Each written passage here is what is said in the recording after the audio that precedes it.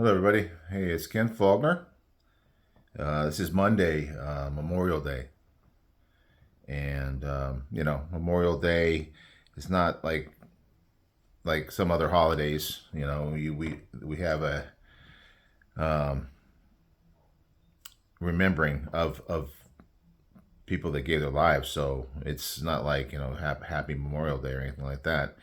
Although I think we should not let you know the negative rule the whole thing. It's really remembering the service and the amazing people that have given their lives, and that's really what I think it's all about. And I just want to do a USA made knives uh, in my collection video. Yeah, I started thinking, oh yeah, I could just do that, but I listed them out and I got over 50 USA made knives. The whole collection is like 300, so it's still, you know, maybe a sixth ish. So there's more of the other countries, mostly China. You know how it is. I think more recently I've been buying more American made because early on, you didn't want to spend the money. So what I decided to do, I wanted to split it up into three. So anyway, any family members of people who have died in service of their country, my condolences, and I hope that this is a day of remembering the positive things and being thankful. And I think we all should be, and I am. I never served, but I am thankful for those that do. I am very thankful. Um, so what I decided to do with the collection is to go price wise, and I just recently, I think the last video I did was on the price increases and stuff like that, and in USA made knives are more expensive in general, and that's why I ended up with so many from China, because I was buying a lot of knives and it just really wasn't in the budget. And once I've gotten up now to so many knives, and I'm really kind of recognizing that it's like too much to be able to carry and appreciate them on a regular basis. So now I'm slowing down, and therefore I'm buying more American made knives. But we're starting at the lower end price wise. And this goes to show that there are some, the highest price in this group of uh, 16 knives is $161, which isn't cheap, but you know. And then of course, the other two-thirds of my USA made knives are more than that. So there is a real thing to the fact that you do uh, have a price to pay to go all USA in your collection. I don't know that I'll ever do that, but I think it's tending to go more that direction. So let's get into the knives. The first one is a case, and case knives. I got several slip joints in this collection, and slip joints do tend to be less expensive. This is the Sodbuster Junior. No half stop on this guy. I was a little surprised when I got it. This was me saying, "Hey, I really want to get a case knife." But then you got these other ones that compete with it, like Rough Rider, and that's made in China. And then when I get into nicer ones, Jack Wolf, made in China. Just all up and down the quality level and price level. A lot of them are made in China. I do have a GEC, which is a really nice one made in the U.S., and a few others.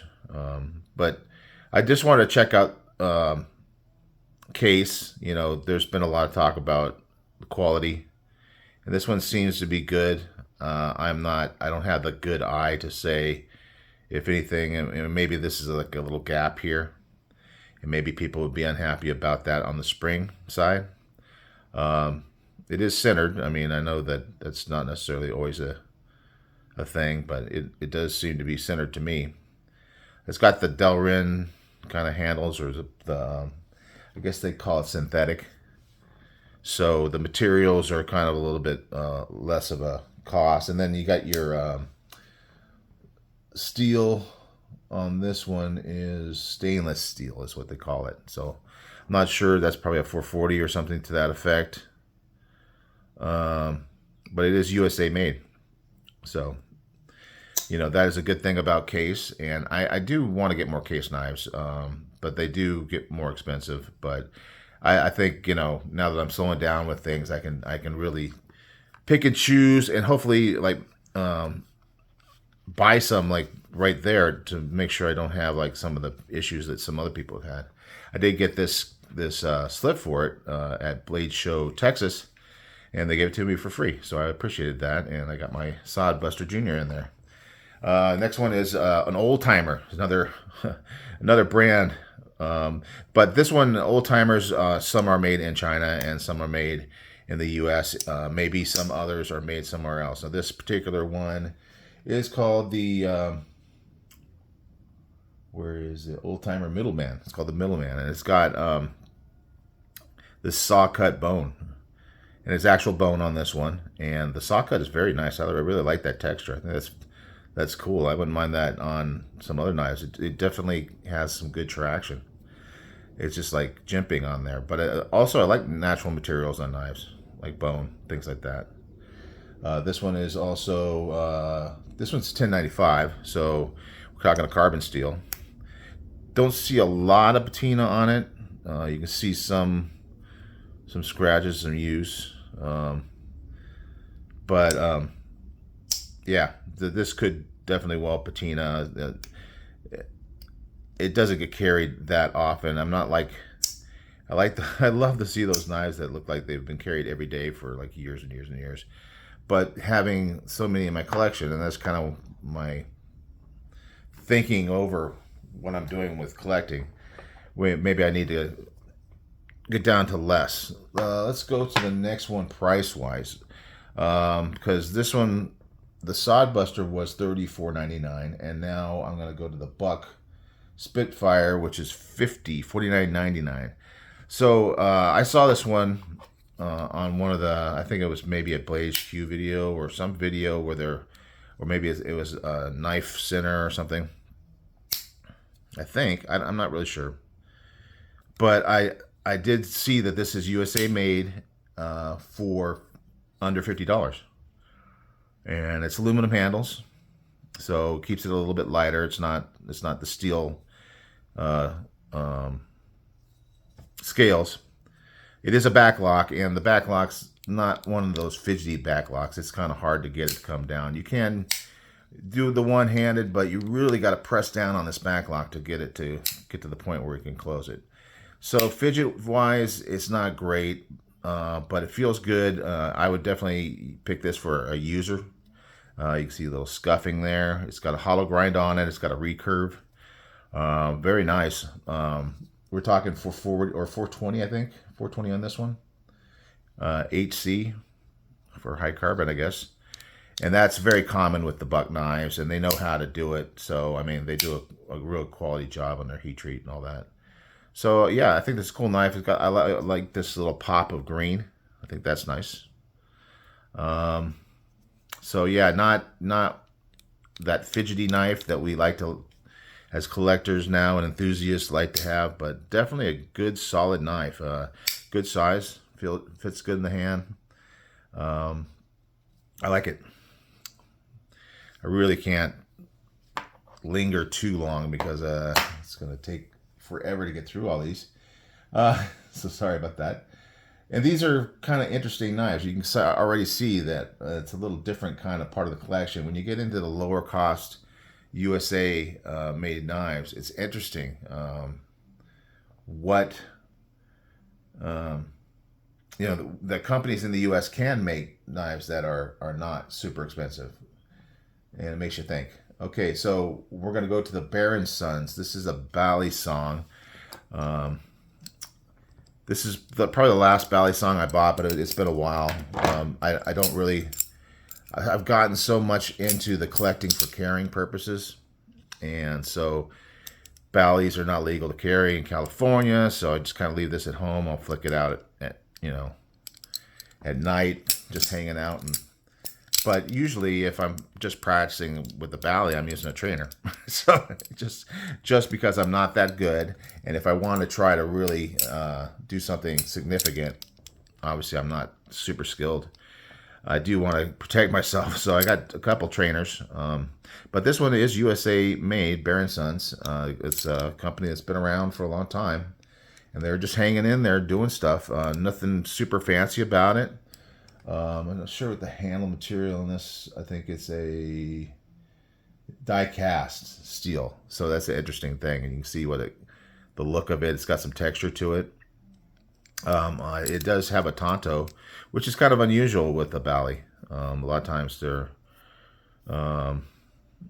different kinds of things. I haven't seen too many Tontos, American Tonto, very distinct. And then you can see the USA on there. So, yeah. So just kind of mixing it up here with the USA made stuff. What's next? We'll look at the Kershaw Leak. We don't need to look at it too much because we've looked at it recently and talked about it. Assisted, stainless steel. Now this one just had the steel handles. And the stainless on this one is 14C28N. Very piercy, fun knife. A lot of people like it, and it is USA made. Super thin and light and easy to carry. So, I mean, that's a big plus to some people. Next one I'm going to go to, I already did the Middleman. Now, the Leak is 5170. Let's see. Let me make sure I get this right. 5440. The Bear & Sons was 5175. So we're still staying down below 60. The Middleman that I already showed, the old timer, that was 5930. So that was under 60. Now we're at 60 right now. This one here. Now, this is interesting.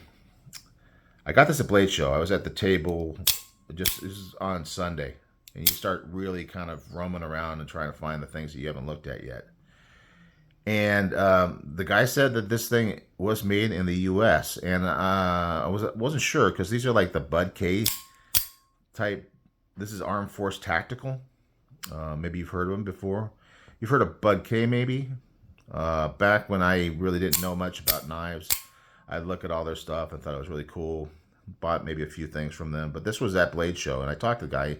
He said it's USA made. And I go, wow, $60 for a USA made out the front. Now, I'm not a big expert on them either because, again, California, I would definitely carry it if I could legally.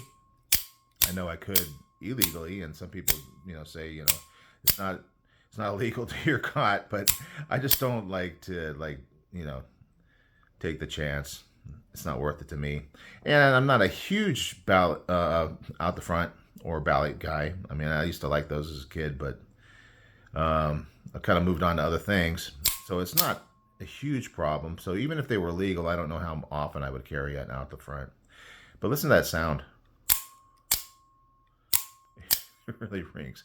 This has got a steel handle. And I thought it was kind of cool because it's so heavy. I mean, you could use this thing as something that you could, because it's so strong and heavy. And I do like heavier knives, but the size of this is kind of extreme. I haven't weighed it. I don't know what, but it definitely feels like it's over 6 ounces, maybe 7 or 8 ounces. But man, that sound, and it works. I mean, I don't really, sit around just flicking this in and out. I was doing that this morning and I already got comments from the girlfriend. You know how that goes. But, and you can see the paint's coming off here.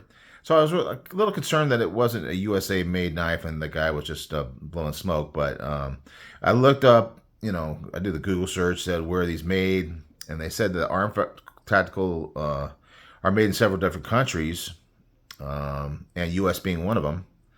It does have the flag on it, so I'm just going to take it as, that's what the guy said. They're also made in Germany and Italy, apparently, which are not, lower cost type knife companies necessarily, or knife countries, sorry. So, but they did manage to make this at this price, and it does seem to be good quality. I mean, certainly solid. I mean, it's just solid as it can be. It feels solid. So I don't know. Take it for what it's worth, or let me know if you have any other information on these, whether or not it's all a facade.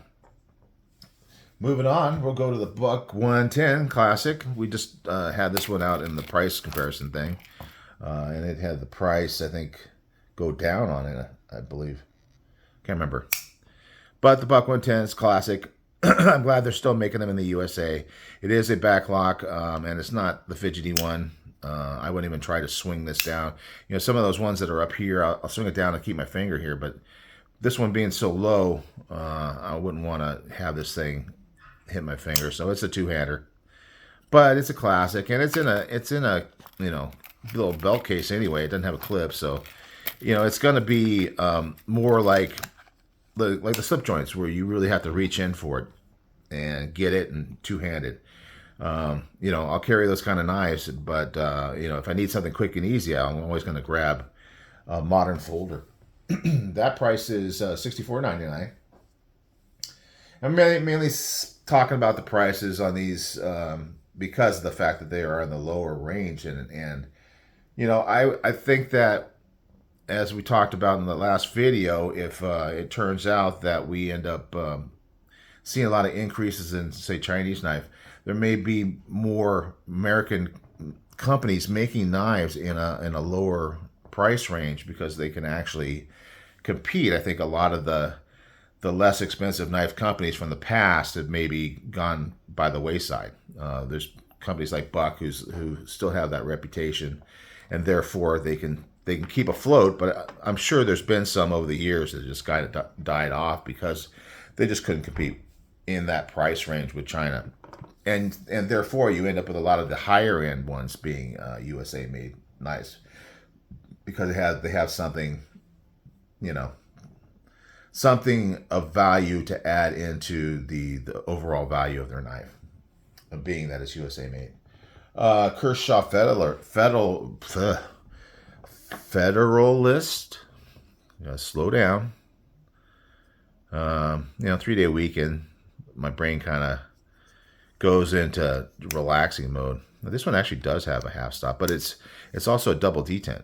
It doesn't have that back spring on it. It just has a hole that goes into a detent hole here, or a ball that goes in a detent hole there and there, there and there.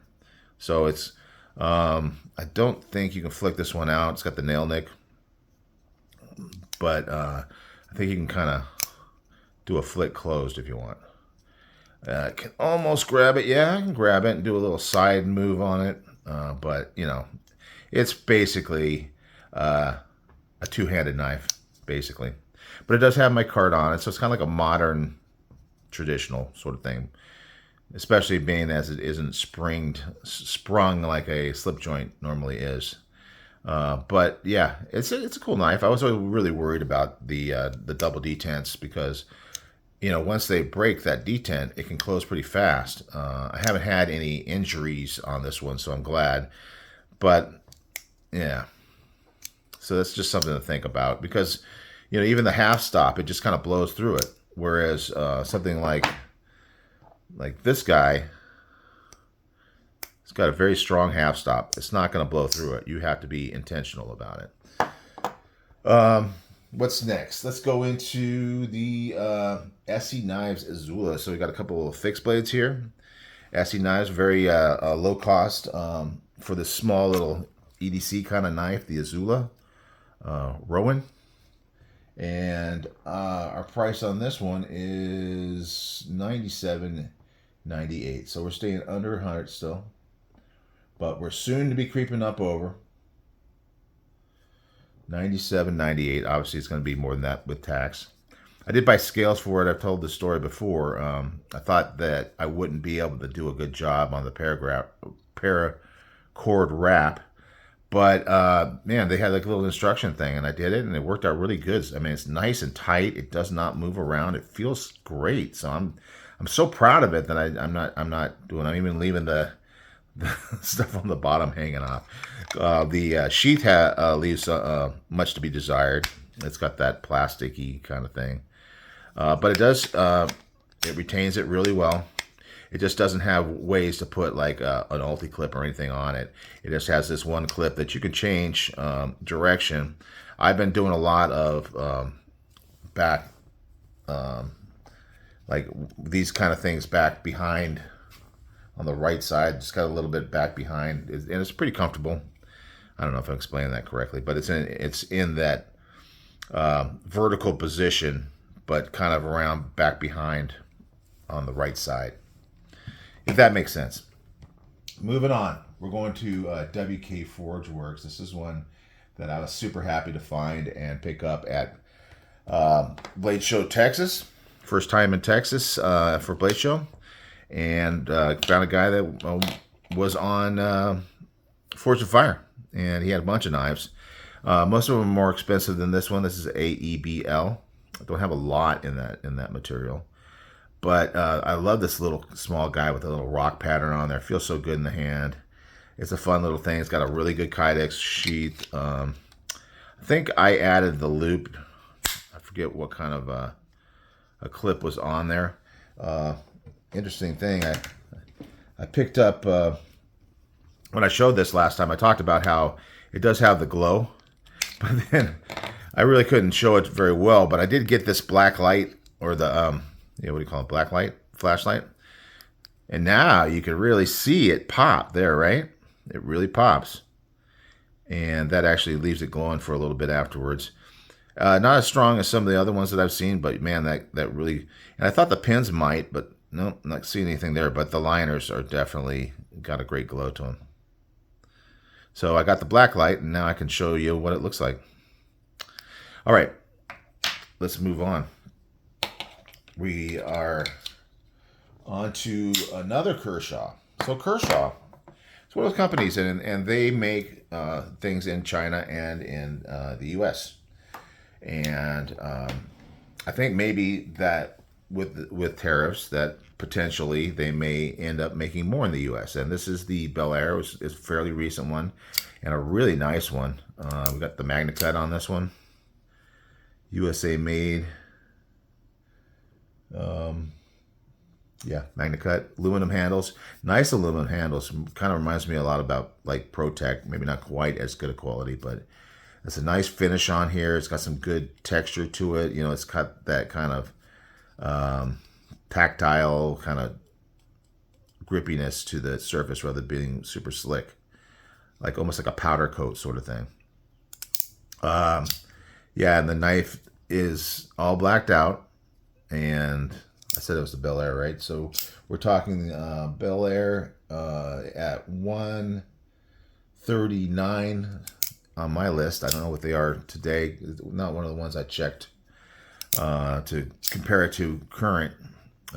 But yeah, great price for this knife. It's kind of like a bug out killer type thing because it's so light and thin, and but the nice aluminum handles and the MagnaCut really make it stand out. Deep carry, if you're into the deep carry, that's definitely deep carry, definitely. As far as hotspot on the deep carry thing, I don't really feel it. You know, I know some people do, but it's almost like my hands just aren't that sensitive. All right, moving on.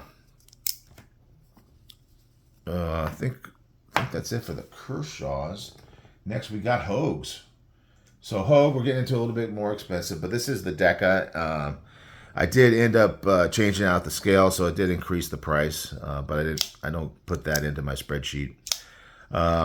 It came with the FRN handles. I didn't mind the FRN handles. I thought they were pretty good. This one does. I think it's got a partial liner for the lock portion, but I thought the FRN on the Hogue Deca was better than the ones on the bug out, but I'm sure that's debatable. Each person can make their own decision. So I really like these OG Original Goat scales. They're really nice. The texture on those guys, and it wasn't too hard. It got a little hairy in there. I had to get that pivot alignment tool, but yeah, it's got the stock clip, which has deep carry as well. And so it feels really good, but the blade feels kind of thin. Now, I think for me, I know a lot of people would like that, very slicey. So if that's what you like, but I think for me, it was a little bit thicker. It would have a little bit more weight, and the action would be a little bit better, because it's going through that spring. Maybe I can take it apart and try to lube it a little bit, but it still feels light. I mean, you know how on some knives, when you're swinging them open and closed, you can feel the action a little bit better. When it's a thin knife, it's kind of hard to feel it. It's similar with this one here, but I guess maybe the spring's a little bit lighter. If I pull the spring back, it's still, yeah, maybe it's just a little bit of a lubing. But anyway, that's the Hogue Deka, USA made at $143. Getting into a Spyderco. And we all know Spyderco, another company that's making knives all over the world. And we may see more USA made models from them with tariffs. I don't know. Maybe tariffs are just a part-time thing, just to kind of transition to a new way of doing business. I know we're trying to level out how much is brought into this country to sell versus how much we send out to sell in other countries. So I don't know. I've heard all the theories. I don't know exactly what's going to happen. I don't want to pretend like we'll all live happily ever after. I mean, I found out through life that that's the fairy tale thing. Even if you think you got it made, it doesn't always work out. So anyway, enough talk about that. We're talking about USA made, baby. And Spyderco has some great models. This, of course, is the Manix 2 and S30V, and another thin slicey blade. But this one, to me, doesn't feel as light. Of course, it's a bigger knife, so you compare it to the Deka, say. It's longer, it's thicker. See, now I think if the Deka was as thick as this, and it's not the thickest knife in the world either, I think I would like it better. But then that's my preference. I'm not really the thin knife in the pocket guy. I have knives like that, and I can appreciate them for that aspect of them, but it's not my favorite thing. I do really like the Manix 2 though. Very nice. I'll get a sip of water. These long ones tend to really work on my voice here. There you go. Gonna carry on with a American Blade Works, another slip joint, more expensive slip joint, but this one is so much attention to detail in this. $159 is amazing for this slip joint. Now this one does have that great half stop, so you don't have to worry about it coming down on your fingers. Really nice, beautiful blade, MagnaCut steel. It's kind of odd to see on a slip joint, and this kind of detail with the milling on the handle is so nice.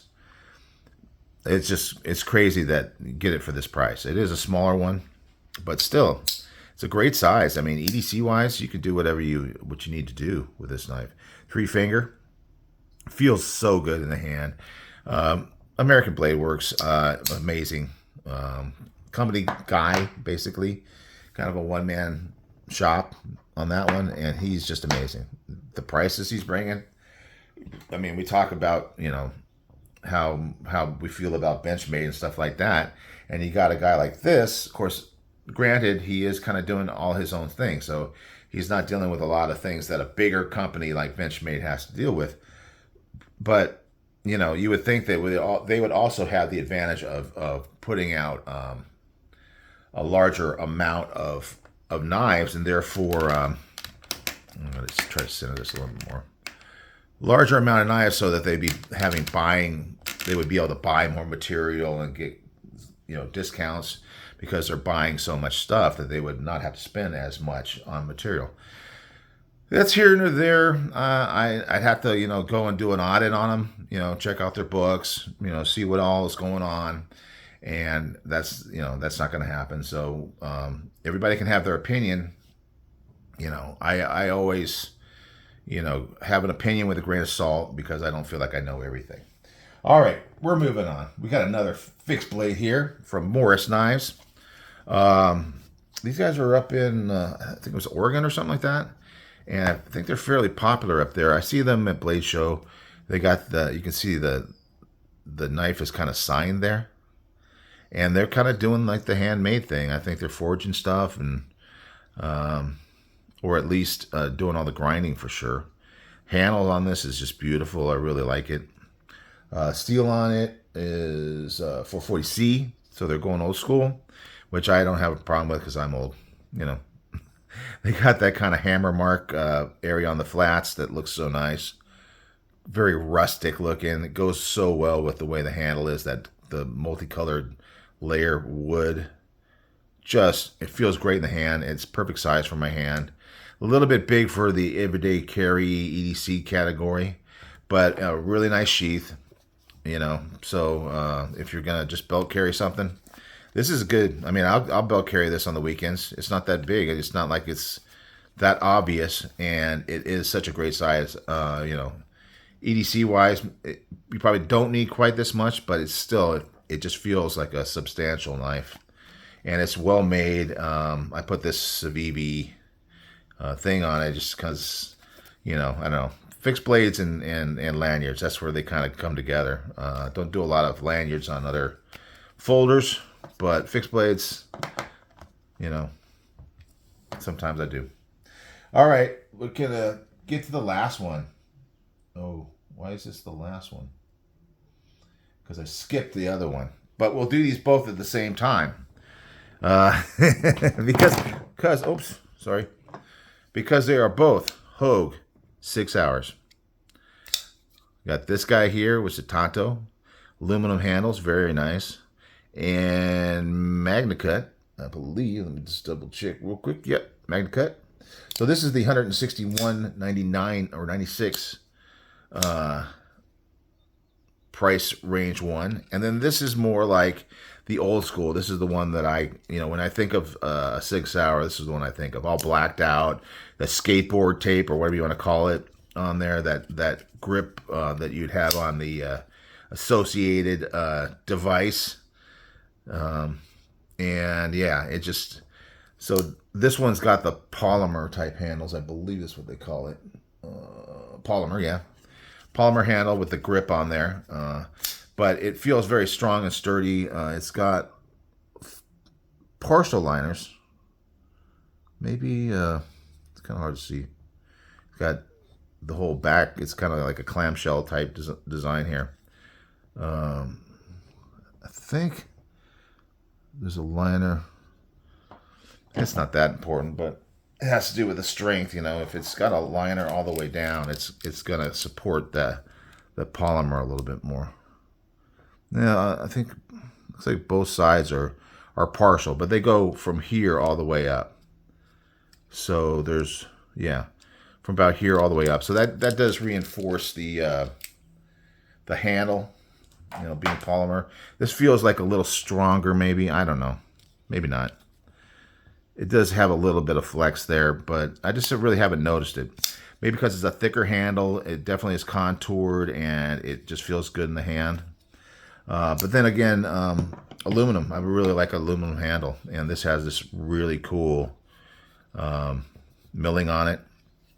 So I'm thinking that someday I might just decide, I probably don't need 2 6 hours, and I might get into the whole selling my knives thing. I've definitely been thinking and talking about it, but you know how I can just talk about things and not do anything about it.